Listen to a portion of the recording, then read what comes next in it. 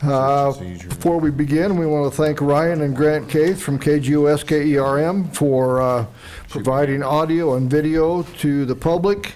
They can be accessed either live on 99.9 FM or 1490 AM, and also on YouTube at KGOS Sports. Also, Tyler Martineau is here from the Torrington Telegram. We appreciate you guys covering us. Thank you. Okay, we'll call the meeting to order, and the first item is a pledge. Lynette, would you lead us?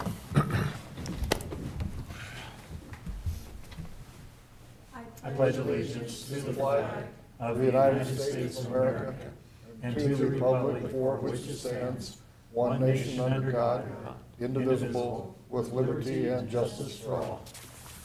Thank you.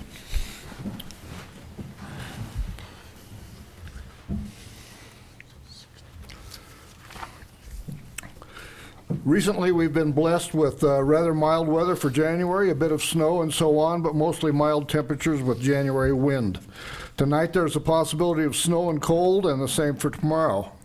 Temperatures in the 30s and 40s will then dominate our early February weather.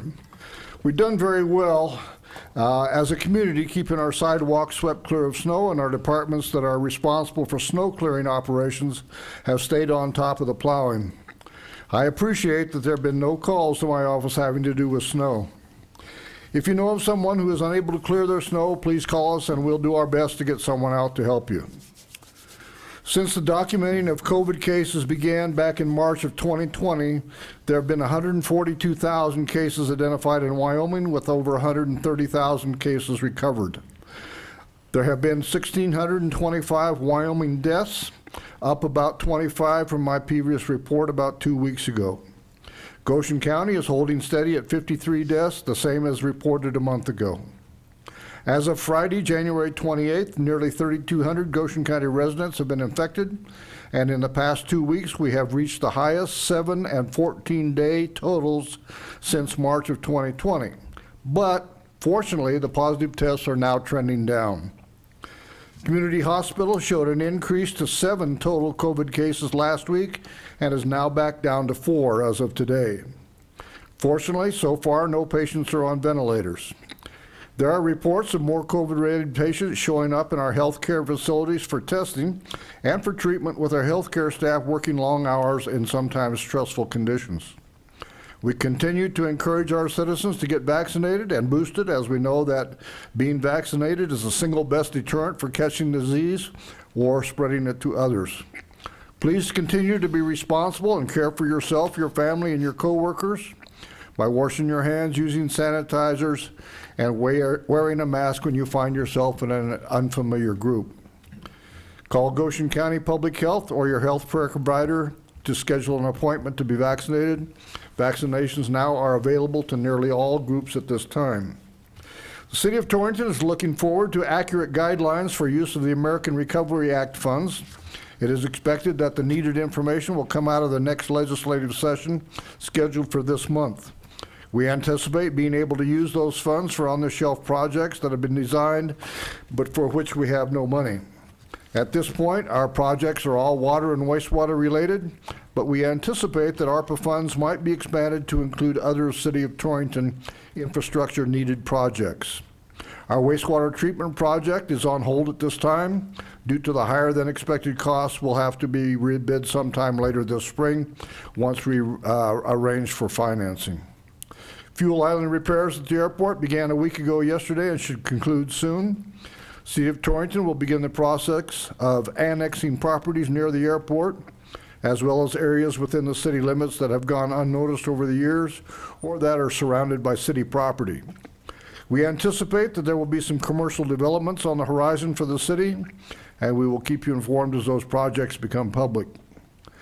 I've been informed that 21 of the 30 available apartments at Evergreen Plaza have been taken. That leaves 9 rooms still available. If you're interested, call Peggy at 532-7330 for further information. Our Torrington Volunteer Fire Department staff has spent many hours in training with our new ladder truck. The new apparatus will provide a much safer platform for our volunteers as they put their lives on the line to keep us safe. As I stated last month, thanks to the work of many individuals and local and state agency, the cost of the project is less than $200,000 for the city of Torrington. Once again, I'm proud to announce that Torrington was chosen as the second safest city in Wyoming.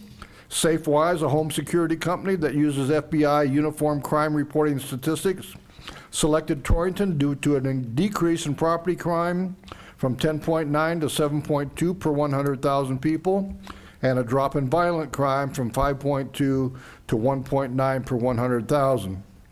In another designation, the city of Torrington was recently identified as the second best community in Wyoming in which to raise a family. We're all very proud of what this community has done and continues to do. Keep up the great work, and thanks to our police, fire, and ambulance services, and to everyone else who has contributed to our respected position among communities in the state. Again, all of us at the City of Torrington are not sad to see the events of 2021 go away, and we wish all of you a much more pleasant and prosperous new year as we move forward into February of 2022. All right. Next item is the approval of the consent agenda, which includes the minutes from the 1/18/22 council meeting as published. We move to approve the consent agenda. Councilman Kelly, thank you. We have a motion to approve. Is there a second? I'll second. Councilwoman Steinbach, thank you. We have a motion and a second to approve the consent agenda. Further discussion? Hearing none, all in favor of the motion signify by saying aye. Aye. Opposed? We are unanimous in approving the consent agenda. Next item is the approval of the agenda, and there are no changes, or additions, or corrections. Excuse me. Move to approve the agenda. Councilman Patterson, thank you. We have a motion to approve. Is there a second? Second. Councilman Kinney, thank you. We have a motion and a second to approve the agenda. Further discussion? Hearing none, all in favor of the motion signify by saying aye. Aye. Opposed? We have unanimously approved the agenda. Nothing in the public forum, so we'll move ahead into action items. Item number 1 is to ratify a catering permit approved on 1/25/22. Jan Harvey with BZ Hospitality LLC requested a catering permit for a Sagebrush and Roses VIP reception that was held on 1/29/22.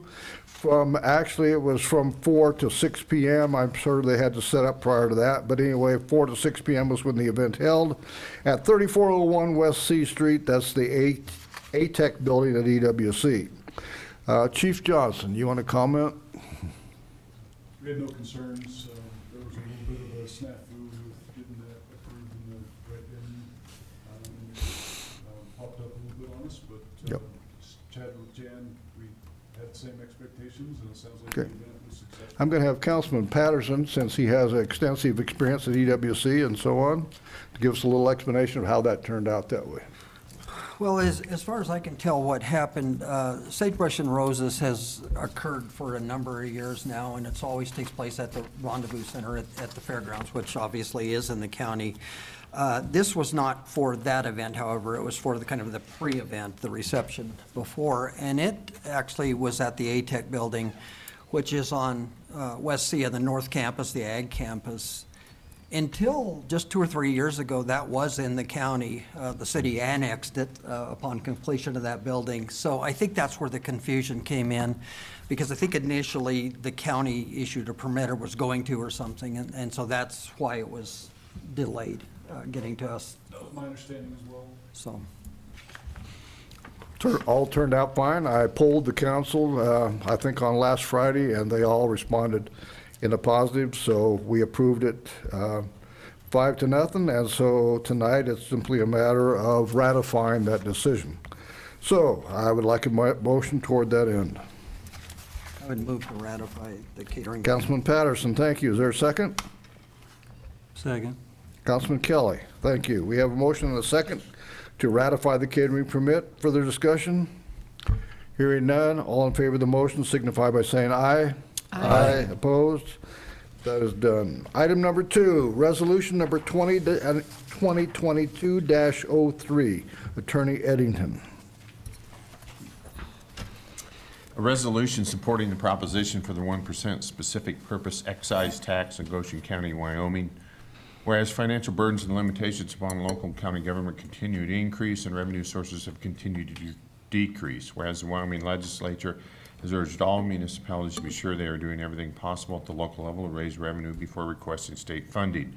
Whereas the city of Torrington has specific need for replacement of the 50-year-old facility known as the Dale Jones Municipal Swimming Pool. Whereas people of Goshen County deserve to have a voice in what they are willing to pay for. Whereas all the governing bodies and incorporated municipalities within Goshen County mutually agree to support the proposition for the 1% specific purpose excise to be placed on the ballot for the people to decide. Now therefore be it resolved by the governing body of the city of Torrington that the resolution supports the local ability to raise revenue through implementation of the specific purpose 1% excise tax, and furthermore urges the Goshen County Commissioners to approve the proposition of the 1% specific purpose excise tax. Thank you, Attorney Eddington. This has come about over the last 6 months, probably, or something like that. Lynette and I met quite a while back and began to talk about how we could ever get the pool financed, and we decided it was a good time to go to the commissioners and to the public to see if we could figure out a way to get a penny added to the tax and pay for our swimming pool. Statutes, state of Wyoming, in order to take a issue to the ballot, require that 66% of the municipalities pass resolutions in support of the ballot. Also requires the commissioners also to pass a resolution in support. That means 4 out of the 5 have to do that. We've tried this in the past, didn't work out very well because we could never get 4 out of the 5 to support it. This time, which is the first time that I can ever remember, all 5 municipalities are in support of a 1% additional tax. We've been working on the resolution that you see that Attorney Eddington just read. On Thursday, Mayor Siglin of Lingle, Lynette, and Mayor Joyce Evans from Fort Laramie and I are going to meet and I don't know if you call it help them get their resolution put together or whatever, but anyway, work toward getting this done. Our intention is to, on February 18th at the Commissioners' meeting, take the 5 resolutions in support of taking it to the people, to the commissioners, and put the commissioners on the spot. Either they're going to have to say yes or no. We know right now that John Ellis will likely be a no. We know right now that Justin Burkhart will likely be a yes. And so Commissioner Cox is kind of on the bubble and knows very well from our past discussions that he's going to make the decision. So hopefully there'll be plenty of pressure on him to make the right decision. Anyway, that's what this is about. And, you know, we can't figure out any other way to pay for our pool. We do have other options if this doesn't work, and Lynette and I have talked about that some, and so it's not dead even if they kill it, but it'd be very good if we could get the commissioners to support it and the public to support it and pay for it through a 1-cent tax. So anyway, that's what that's about. What's the? Any questions? What's the time frame that it has to be done by? Excuse me? The time frame it has to be done by? Well, it's going to go on to the ballot in November, so Is it I don't know, Dennis. September? We haven't really got, I don't know. I'm thinking we have quite a bit of time at this point. I was thinking it was September sometime, but I, You might be right. I don't know. Each of the communities I know have a project. Ours is the swimming pool. LaGrange has streets and I think sewer projects. Yoder, Lingle, Fort Laramie, they all have projects in mind. So, and certainly I can't imagine that the county doesn't have projects or things that they should have to do. So anyway, that's where we're at. Further questions? Just have a comment. Go ahead. This is one of those things that's kind of unique. It doesn't come up very often. But what it does, what I really like about this is it is limited to that specific project. So it doesn't turn into a slush fund where people can spend money here and there. it has to be for the identified project. The other thing is, this puts it squarely in the hands of the voters. The city council doesn't approve this. The county commissioners don't approve this. Ultimately, the voters do. But the voters don't get a chance to express themselves if it gets blocked by any of us. And that's why I think it's very important that we let the voters decide. We talk about local control all the time. Well, it doesn't get any more local than the individual voters in the county. And so whether they support it or not, they deserve a say. And Thanks, Rick, very good. I think it needs to be said, too, that not only do the people of Goshen County pay the tax, but anybody that passes through town and spends any money, the sales tax goes with them, too. That's good. So, in theory, people of Goshen County could only pay 50% of that tax, or the project. And all the rest would be paid by people passing through, but it needs to be stressed, too. Good point. Other comments, questions, or concerns? Okay, I would entertain a motion in support of the proposition. I would move to support resolution number 2022-03. Councilman Kenny, thank you. We have a motion to approve. Is there a second? Second.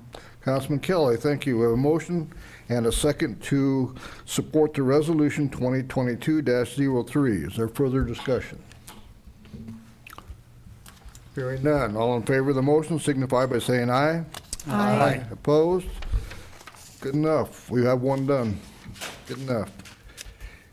By Thursday, we should have 3 done, and then who knows what's going to happen with LaGrange and Yoder.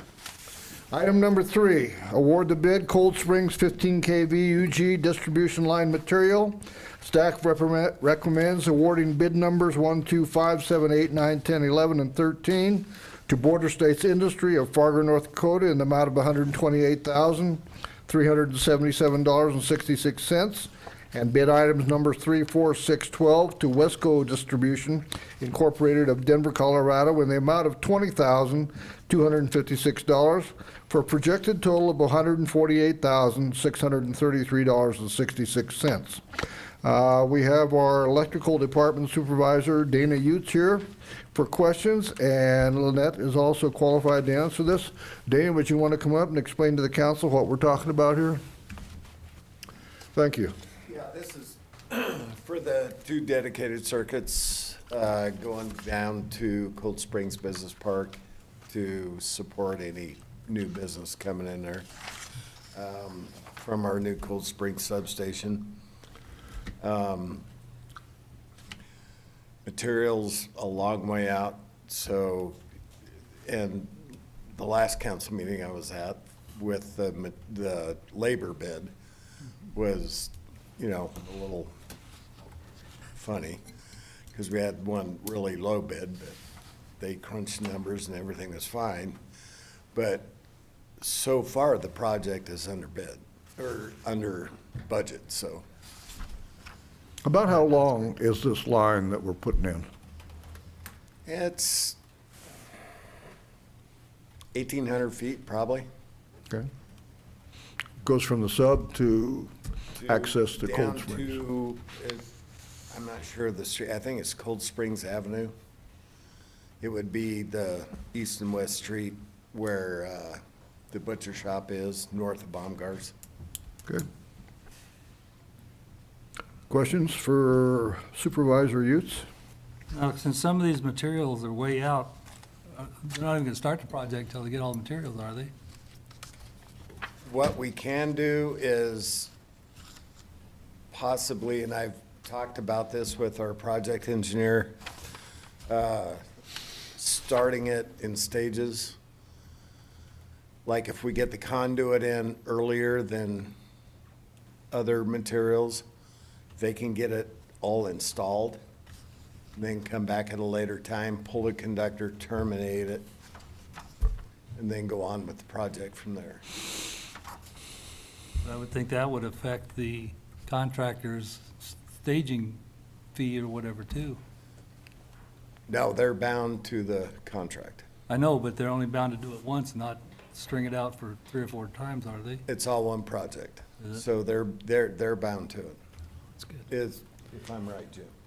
Well, they're bound to it. I think the point you're trying to make is it could affect their mobilization if they come 1 month to do conduit and have to wait a month to do wire. Yeah. That could be a thought process for And I them. understand that. And if there is a change order, we would still be under budget. It may be benefit to them. They may have other projects going to where they could do something for 2 weeks.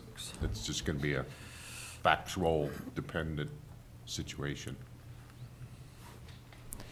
We also know that economic development is working, obviously, to get people to open businesses in the Cold Springs Industrial Park, as we are with Eastside Industrial Park, and they're working to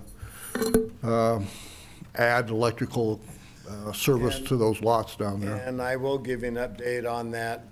Braden Connor emailed me, and I'm gonna give him some figures, updated figures. Originally, where the distillery was gonna go up front by the entrance, they're acting like they want to get power down there. I don't know if they have another I haven't heard. business, maybe, but I'm gonna provide them with some figures for that as well. Excuse me, with the delay of getting the materials in, it won't affect the price, will it, of the materials? Well- Or could it?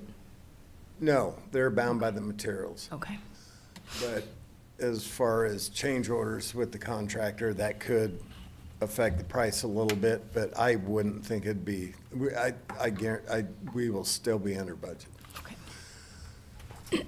Just a comment. I don't know that I've ever seen a bid done this way where it's broken into all these parts and part goes here and part goes there.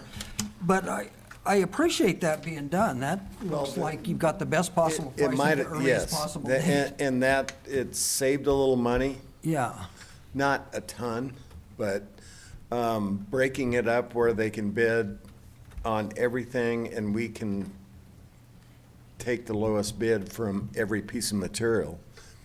You know, we could have, the conductor is out, one bid was 36 weeks, one was middle of July.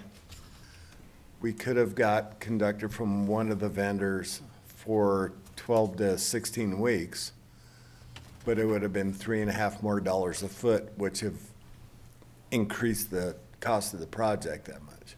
well, I appreciate this is more work for you guys and the various departments that are involved with it, but I really think this shows good stewardship of public money Yeah. to bid it this way. Yeah. It's feasible. I think we got a great price, we're under budget, and I think we're in good shape. And economic development not participating in the financing of any of this, are they? None of this, no. No, this is getting power to the park. Once it gets inside the park, that's where they have to participate. Okay. Further questions? Thank you. Thanks, Dana. Appreciate it. Thank you. Okay. Your preference, council?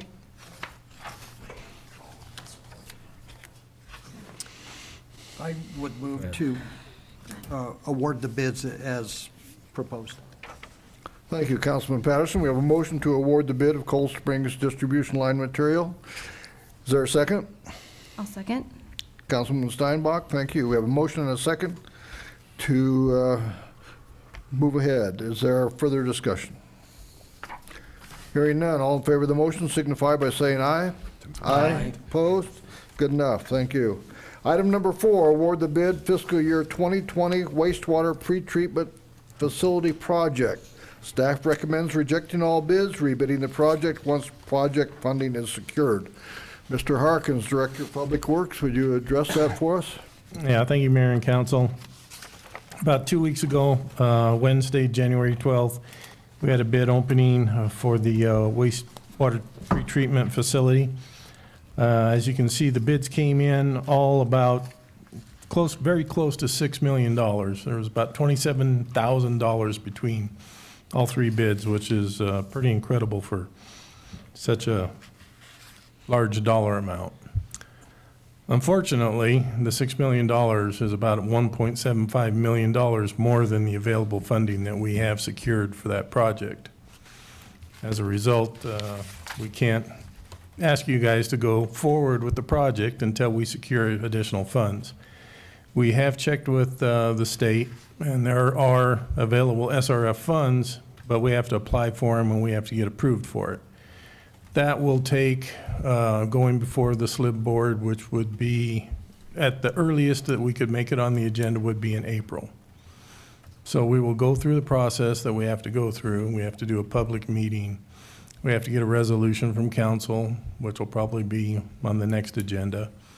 And then, once we have all that, we submit it to the SLIB board, and hopefully they grant us the money, and we can request, additional principal forgiveness and et cetera, et cetera.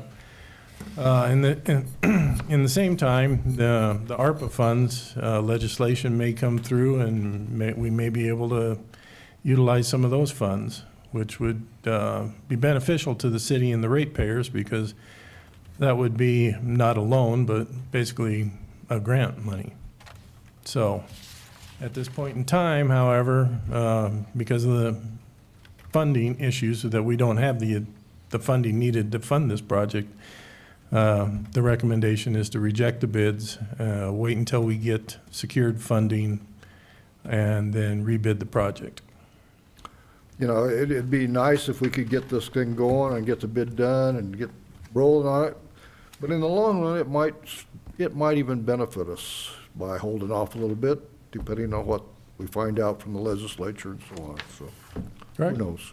And I know all the contractors are saying that, prices are only gonna go up, but that may not necessarily be the case. 6 months from now, maybe prices start going down, who knows? Okay. Questions, council? I guess I'm a little confused, because on the sheet there, it breaks everything down. Line 12, it says new wastewater pretreatment facility. And then it has price from 2.7 million, 3.7 million. And then it has all the other stuff. Isn't everything supposed to be included in? I don't understand why one is marked wastewater pretreatment facility and then all the rest of it to go with it.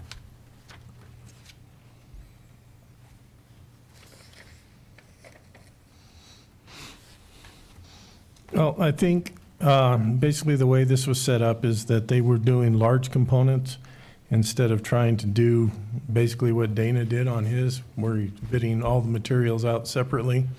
Number 12 is the wastewater treatment plant lump sum.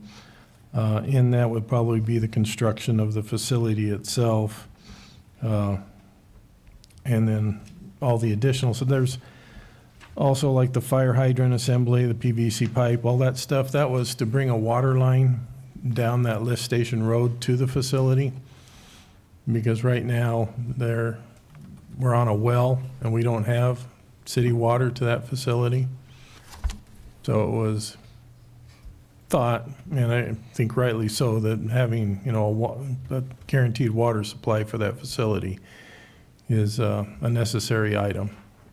So those kind of items are also included in there, but the facility itself, and there's probably also one for the garage building. So. I was wondering, because it said wastewater treatment facility, and it does fall within the budget of 3.7 million. So I just wondered why it was laid out that way, I guess. Well, that bid item, that line item number 12, I agree. But if you look up the mobilization, you'll see that the engineer's estimate was 331,000.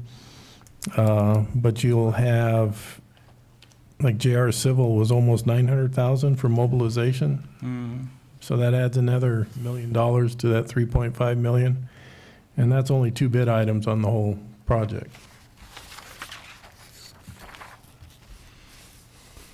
I still don't understand how they can charge it. They charge us millions, and then the next guy over only charges 200,000. Yeah. Further questions or concerns for Director of Public Works Harkins? Hearing none, I'd entertain a motion. I'd move to reject the bids as presented by Public Works Director Harkins. Thank you, Councilman Kinney. We have a motion to reject the bid. Is there a second? Second. Councilman Kelly, thank you. We have a motion and a second to reject all bids and move forward down the road when we have funding with a rebidding. Further discussion? I do have a comment. Go ahead. So we're going to have to rebid, we're going to have to go all the way back through that process, correct? If, The bidding process, the plans have already been approved by the state and DEQ. We're not going to be changing any of the, the documents that are going to be bid. So it's basically, we go out for advertising, we advertise in, the papers, and then we, try to solicit as many vendors as we can to get to bid on the project, and hopefully, we get at least 3 like we did this time. We actually had, I think, 5 people that attended the pre-bid conference. So, there was a potential to have 5, but 3 actually provided bids. so this won't take near as long to get this moving if and when we get the funding. No, because everything's basically been approved up to this point. Okay, It's just the funding issue that is holding us back. okay, thank you. Thanks, Jeff. Ready for a motion? Oh, we already have a motion. We have a motion and a second. Further discussion? Hearing none. All in favor of the motion signify by saying aye. Aye. Aye, opposed? We have unanimously rejected the bids. Go forth, Director of Public Works.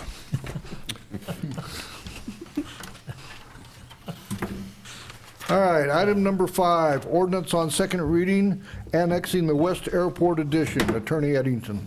It's an ordinance annexing within the corporate limits of the city of Torrington, Wyoming, real property to be known as the West Airport Addition. This is the amended ordinance on second reading that we discussed with you at the last meeting, and if you look at Exhibit A, you can see it's an expanded legal description to include all of those small areas around the airport that need annexed, and there's reference to the filing of all the deeds at the bottom with the book and page for clarification. So this should encompass everything that's not annexed at this time. This should wrap up all the stuff around the airport. Exactly. Dennis says no. Only on the west side. We still got to take care of some on the east side. I see. Well, anyway, That'll be Start. forthcoming. it's a start. Okay. Council, any questions? I would move to approve this on second reading. Councilwoman Steinbach, thank you. We have a motion to approve the ordinance on second reading. Is there a second? I'll second. Councilman Patterson, thank you. We have a motion and a second to approve ordinance on second reading, annexing the West Airport Addition. Further discussion? Hearing none, all in favor of the motion signify by saying aye. Aye. Opposed? Thank you, we've got it done. I do appreciate you guys lumping these all together, though. It's going to make it so much easier. And it goes so much quicker. So, thank you. Okay, item number 6, policy handbook amendment, staff reference, clerk treasurer Strecker on emergency shutdown of facilities. Lynette? If you recall, earlier this month, or in January, we did have a facility shut down. That was the first time we actually was able to use this policy, and we did find that there needed to be some amendments made, just to clarify. So I did make a few changes, and the Wage Committee did approve them. In number 6, it's in red there. There seemed to be some confusion as to who was considered essential without having to look at the job description. So if you look at the calling tree, which is the next page, the calling tree, everything in orange and yellow are considered essential. And the other change for the compensation side of it, of the policy, is number 4. There seemed to be some confusion as some people start work earlier than others. So some people had 5 hours in, and then the majority of the people start at 7. So you'd have 5 hours in if we closed at noon, and you had 3 hours of shutdown pay. Some employees started at 6, so they had 6 hours in, but still wanted 3 hours of shutdown pay. So we clarified that. The total hours for the day should be 8 hours. The intent of this policy is to make your day whole without you having to use your own personal leave time. And number 6, there seemed to be some confusion with another policy in the on-call policy, on-call for emergencies. You can only act out of one policy, so this clarifies that the on-call policy is overridden by this policy during the shutdown period. So you can't get paid time and a half plus the shutdown pay. So just to clarify those things, to make it clear when filling out timesheets and what you're compensated for. We'll probably have more changes next time. This is a very significant policy for the mayor, because if I decide that we're going to shut down, it impacts over 100 employees, and every time we do it, we find that there's some portion of the policy that didn't apply in this situation or whatever. And so Lynette's done a heck of a job trying to make the policy fit every situation. Hopefully this will be it, but we'll see. One of the things that's come out of this is that, in our last shutdown, we shut down at noon on a Tuesday with the snow flying and the wind blowing and everything. And under the impression that there was going to be 50-mile-an-hour winds the next day, 30 below wind chill, 5 to 8 inches of snow, and so on. And so I made the decision we'd shut down for both days. Well, as it turned out, as you know, the second day was kind of nice. Didn't need to be shut down.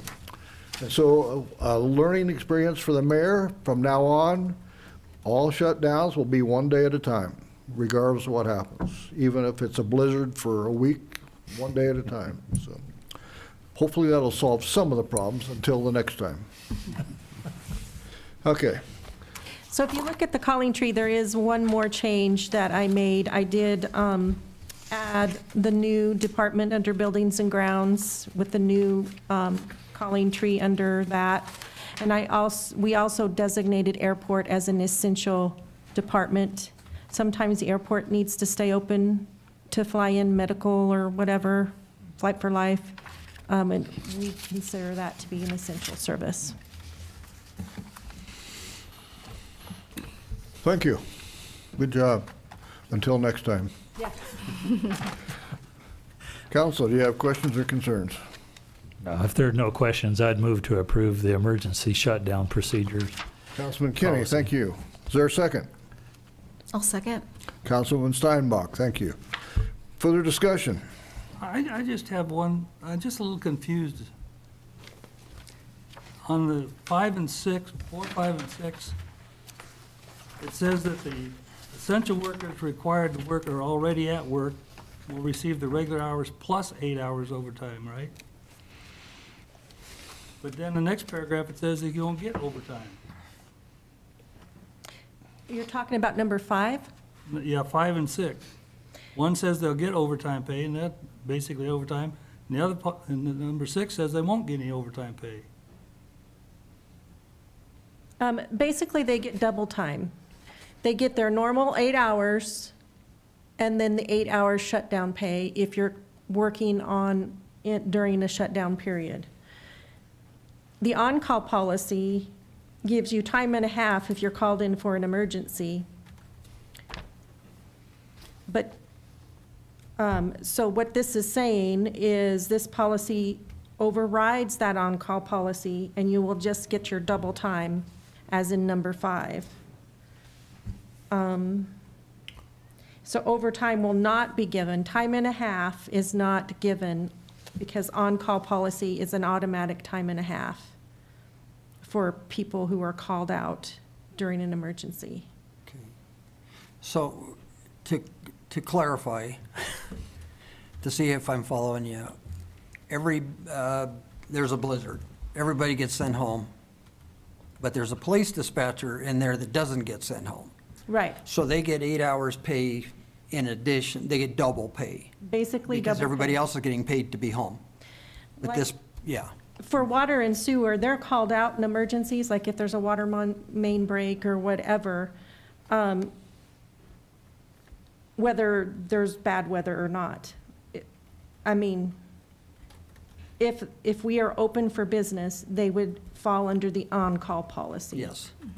If we are shut down, they fall under the shutdown policy. It just seems fair that they be paid for being here when other people are paid for being home. Right, exactly. Then number 3, it says employees who are not scheduled to work will not be entitled to shutdown compensation, but then wouldn't those employees be classified as non-essential employees then too? Basically, case what it's 911 saying is if says they should get if paid. you are on vacation, you're not going to get, No, that's taken care of up in item number 2. if you're not scheduled to work, let's say it's a PD and you're not scheduled to work that day. It probably hits mostly my department, because half of our team is off every day. Because of the way we work 12s, we've got half on one day and half on the next day, depending on how the schedule fluctuates. So if a Wednesday, we call the shutdown at noon, my folks will stay from noon to 6, and they will be compensated for the amount of hours that they worked from noon to 6. The folks that were scheduled off that day will not receive any shutdown compensation because they haven't lost anything, and they haven't been asked to do anything additional that the other staff in the city were not asked to do. They'd still be essential workers, they just weren't scheduled to work during that time period, so they wouldn't be qualified for shutdown compensation. Well, I guess we need a definition of a non-essential employee then. It's those employees that are in white On the next page, on the next page. anybody that's not in orange or yellow is non-essential.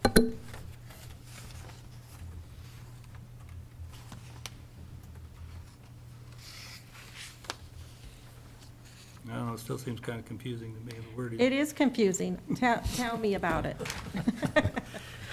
We're giving And them it's the more benefit of the confusing every doubt, time we and try we're to giving fix them it. double time instead of time and a half. And this was created by employees that wanted both. And I said, no, you're not getting both. And if you want to litigate it, bring it on, because you're not getting paid double time and time and a half. What do you think you are, railroad employees? So this was our attempt to clarify that. We're going to pay you double time instead of time and a half. And then it gets more confusing when you talk about overtime. FLSA requires actual 40 hours worked before time after that is overtime. So the easiest hypothetical is if you work 4 days a week, you take a vacation day on Friday, you're called in Saturday to work 2 hours, that is not overtime because you haven't put in 40 yet. You've now put in 34. So you don't get overtime for that. Okay. Clear as mud. It is. It is. We'll agree with that. Other questions? We have a motion and a second on the floor. If there are no further questions, we'll move to a vote. All in favor of the motion signify by saying aye. Aye. Opposed? We have unanimously approved the emergency shutdown policy. Item number 7, policy handbook, new policy. Social media policy, we have Lynette as clerk treasurer and Matt Johnson, who did a lot of the revision of this policy, and so which one wants to go first? I'll let Matt take it. Matt, would you speak into the mic? Yes, sir. Thank you. Mayor and council, this kind of came up during Wage Committee, and we recognized that we didn't have any social media policy whatsoever, and we recognized that we needed one. So there's kind of a double purpose on this policy. The first is to establish what we will do as a city in terms of utilizing social media to communicate with our community and with each other. And then secondly is to set expectations for staff members so that by their association with the city, they don't create a situation that would damage the city or make it impossible for them to provide the service that they're expected to provide as part of their position. A couple of different strategies on that. I mean, you can theoretically do two separate policies, but then you're left kind of providing the same definitions in two different places, and it's not quite as efficient as covering both at the same time. So we worked through that in terms of our definitions. Attorney Eddington was kind enough to help with revisions, and Lynette and I bounced it back and forth a couple of times and then got good feedback from the Wage Committee and worked through the process. So I'm not sure how much detail you'd like me to go into in terms of discussion, but we tried to implement best practices from across the country that would protect the city and also protect the freedoms of the folks that work here. I think this is a very good attempt at trying to get under control our social media policy when everybody in the country is doing the same thing at the same time, trying to get it under control, trying to understand it, trying to confine it so that we can manage it. And it's a complex thing. It's difficult because it's just rampant. I mean, there's social media everywhere. So I wouldn't be a bit surprised if there are not questions, but I'll do my best to counsel, answer. do you have them? I've Go ahead. read through this, I think, 3 times, because that's what I do. And to me, it seemed that you made it as clear as it could be made, given the subject. I do appreciate the second half where you talk about the personal accounts, where you do acknowledge First Amendment rights, but those aren't absolute, like any rights. So I think this is a nice balance. There's a lot of ambiguity in the topic, and so you just have to do the best you can to square that away and provide enforceable standards. So does this policy also carry over to an employee that's when they're not on city time, It does, yes. when they're using their own personal media? Yes. Specifically, we tried to connect that with statements or expressions by an employee that would make it impossible for them to serve the city of Torrington. Certainly, they can exercise their First Amendment right in any way that they wish, but in order to maintain employment and provide quality service to our community, there are certain standards that you have to follow in order to do that. And have you found an instance anyplace else other side, besides Torrington that a policy like this was deemed unconstitutional or anything? Not to my knowledge. This Because of is the pretty First common. Amendment and everything? It's a pretty common standard across the country. Yeah. And it's actually a fairly high bar. I mean, if you look at it, if someone expresses political views or, rough humor or what have you, that's still pretty protected, and it doesn't necessarily preclude you from being an employee of the city of Torrington and serving the community that we serve. But if you made statements that were racist, that were prejudiced or biased or whatever it might be, that would. I mean, you couldn't effectively serve our community if you had come out with statements that were prejudicial against people who were part of our community. And so that was a standard and an expectation that we set. And I think Attorney Eddington would agree that that's based on his review, that's something that we can enforce. You got any beef with that? No, it's very complex, but First Amendment is fact-specific. So every case depends on, they try to look at intent, they try to look at the receiver. It's very fact-specific. So This is the attempt to set a standard and allow you your First Amendment rights at the same time, and it's a very delicate balance. I just have a question, and I may have missed it as I went through this. Who is, I know that you manage the one for the police department, but who manages for the city of Torrington, the account? Or is there a manager? We don't really have one right now. We have a couple of separate accounts.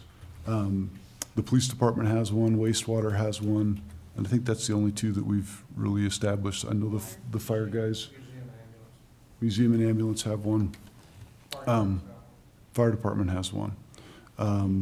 The two primary ones that we touch the most of the time are the police department and the water department. We're looking to establish one kind of as a master City of Torrington account that would be able to provide quality communication to members of the community about utility payments, about city events, about holidays. I mean, you name it. We'd like to be able to front load that. And I don't mean to speak for Lynette, but I believe she was kind of looking to have a policy in place before we moved forward with creating that. And please feel free to add or take away from that if you see that differently. Okay.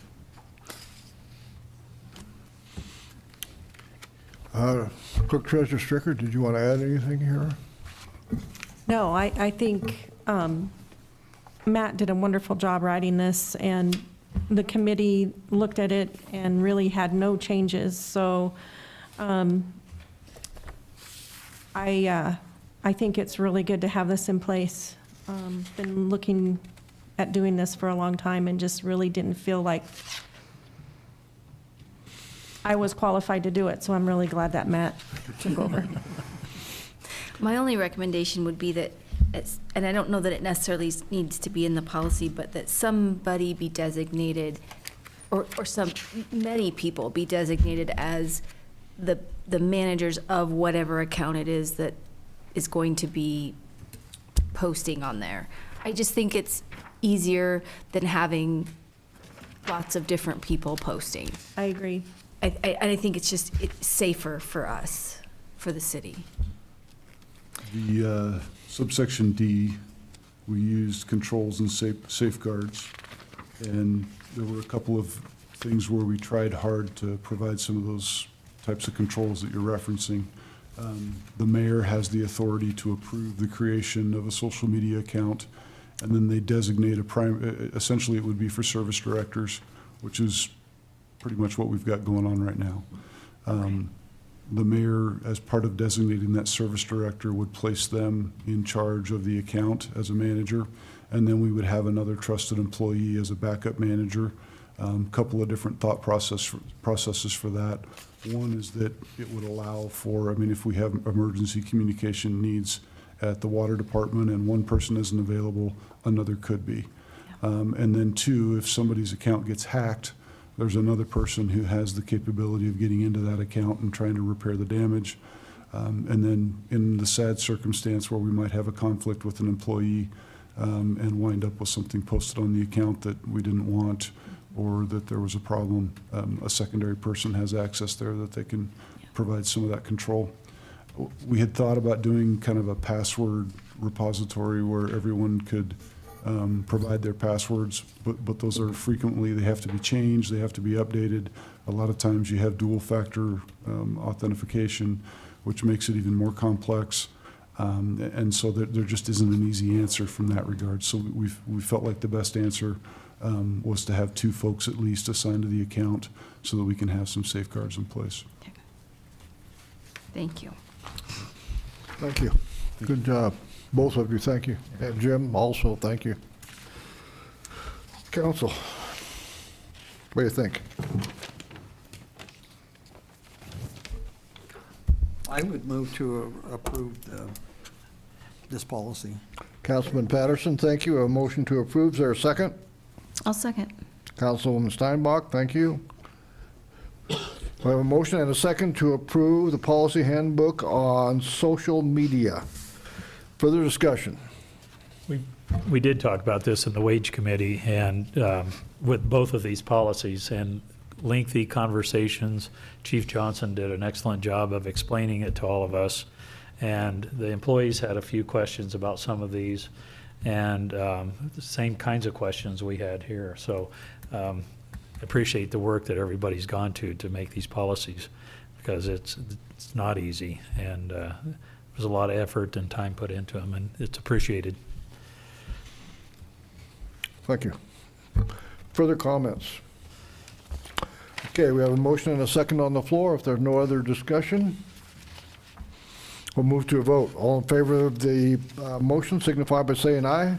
Aye. Opposed? We have unanimously approved the social media policy. Next item is to approve the bills from 1/19/22 to 2/01/22. Clerk Treasurer Strecker. Thank you, Mayor and Council. Attached to your agenda were a list of bills, and handed out tonight were additional bills for your approval and consideration tonight. The list is pretty short. It's only the first of the month, so I expect next council meeting to have a long list. I have a question on page 3, towards the middle. It's International Association of. I think that's the police department. The reason I ask is because it gets cut off, so it doesn't say what it is. International Association of Chiefs of Police. It's just a police resource group that provides good support. Thank you. Only question I have is on page 5, which is Wagon Tail Shelter, reimbursement for new dog kennel. Say that one again, Dennis. Which one is it? Wagon Tail Shelter. Okay, okay. Now, is Wagon Tails not part of the city facility? Is that right? They are under our tax ID number. They have their own checking account that handles the donations and things like that. So I think she prepaid some of these from Wagon Tails Shelter, and we are reimbursing her. Or Wagon Tails. But it's a entity of the Torrington, right? Right.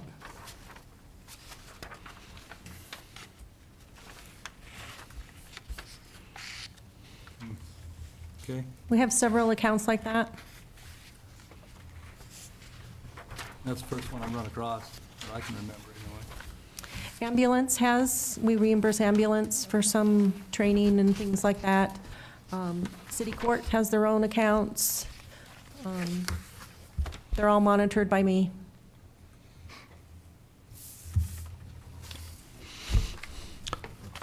Further questions? Hearing none, I'd entertain a motion to approve the bills. I'd move to approve paying the bills. Councilman Kinney, thank you. Is there a second? Second. Councilman Kelly, thank you. We have a motion and a second to approve the bills.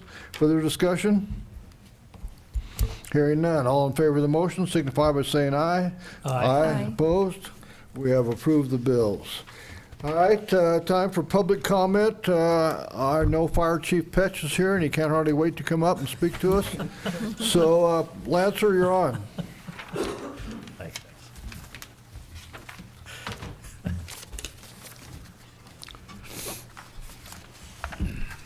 Thank you, Mayor and Council. Last meeting, we kind of talked afterwards about the truck, so the new truck is here. We did have our training a couple weeks ago. The individual from Pierce was here. I thought he did an excellent job with the training. It's a lot of fun to kind of get it up in the air and play around with the basket and stuff. And I think it's going to be a great piece of equipment for the city of Torrington and Rural Fire District and the county as well. I mean, I think there's going to be great use for it. I think quite a few people found out that 100 feet up in the air is not too comfortable. It's not bad, though. I mean, I'm not a huge fan of the heights, but you get up in there and the basket's actually really pretty stable. You can tilt the basket some. If you tilt it, it gets to be a little different, but we have had a lot of interest from the media over the piece of equipment, the apparatus. The Telegram did an article on it, which I think was great. KNEB, actually their individual is here for that weekend, his wife and daughter were doing a barrel racing. So he came and took a bunch of pictures and interviewed me there. I didn't hear it. Councilwoman Steinbach said she heard it and thought it was pretty good, so that was good. Star Herald did an article, I think it was this weekend, it was in the paper. Sunday, I believe. Sunday.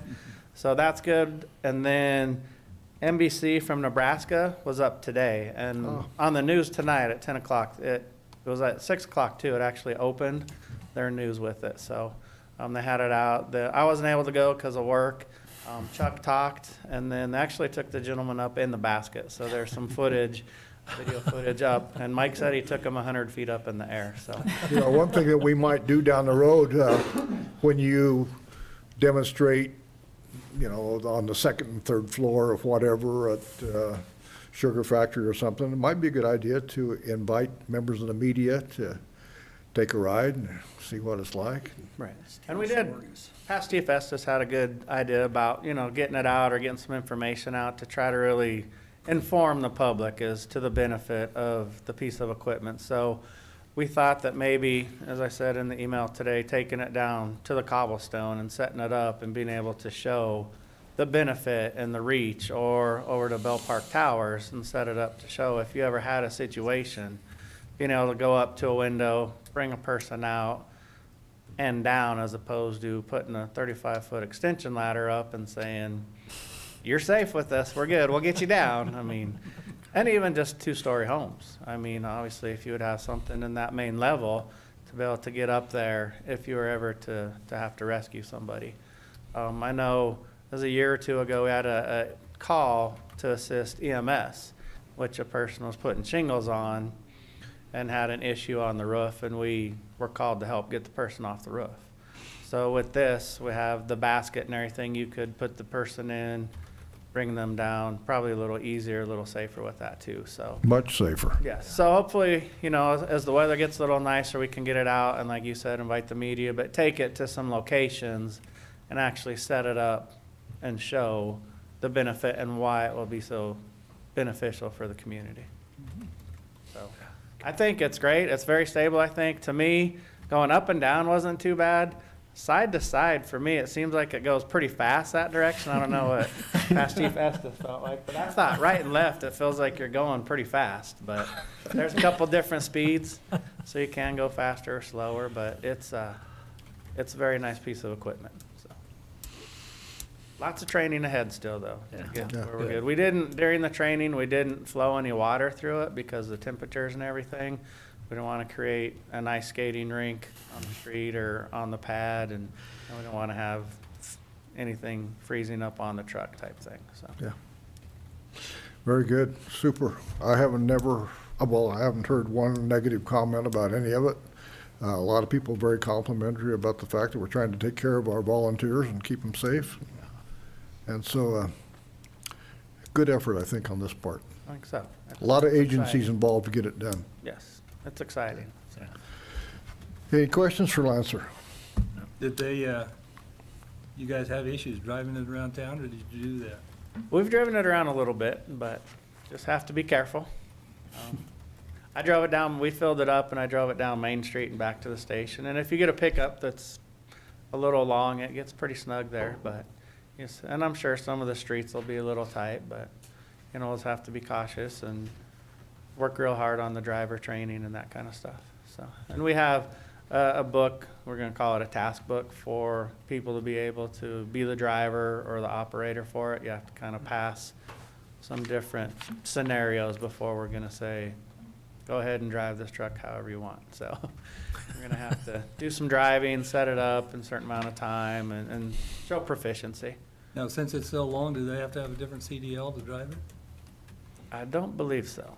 And with the fire, we're exempt, being fire, but we still want to have people with the CDL and make sure we're covered just in case. But I'll double check on that. No, for sure. I think another thing that the public very much appreciates is how professional our fire department is, even though it's a volunteer unit and an unpaid unit. The training that goes on, the professional approach, the leadership, very much appreciated. not only the public, but myself and the council. Good job.